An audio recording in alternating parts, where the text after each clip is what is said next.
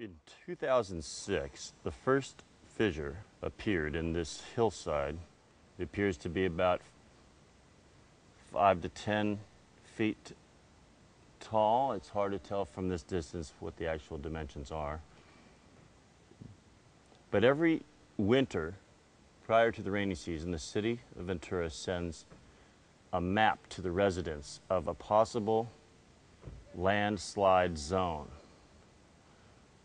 and which properties would be affected by a potential landslide of this hillside. In 2008, a second fissure appeared, increasing the chances of a landslide of this hillside coming down. Together, these two fissures form what appears to be a large seagull. That is why the residents of West Ventura have dubbed this hillside Seagull Hill.